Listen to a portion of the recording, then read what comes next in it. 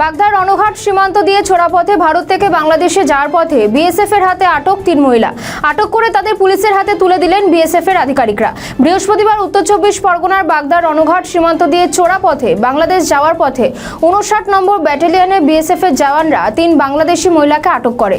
ধৃতদের জিজ্ঞাসাবাদ করে বিএসএফ জানতে পারে তারা অবৈধভাবে ভারত থেকে বাংলাদেশে যাওয়ার জন্য সীমান্ত এলাকায় এসেছিল। পরবর্তীতে বিএসএফ এর তরফ থেকে পুলিশের হাতে তুলে দেওয়া হয় তাদের। ধৃতদের নাম সবিতা শেখ, রিনা আক্তার ও মনীষা আক্তার। সকলেই বাংলাদেশের বাসিন্দা বলে জানা যাচ্ছে।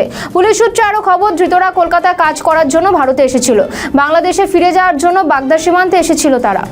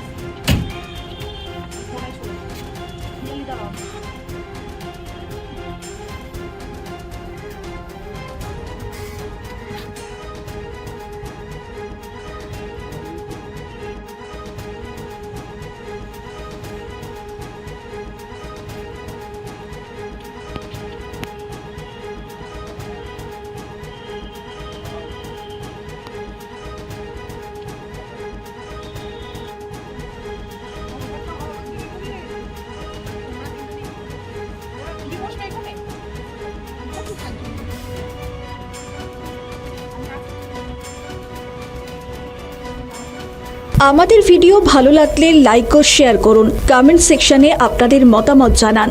আরও ভিডিও পেতে আমাদের চ্যানেলটিকে সাবস্ক্রাইব করুন এবং প্রতি মুহূর্তে খবরের আপডেট পেতে প্রেস করুন বেল আইকন।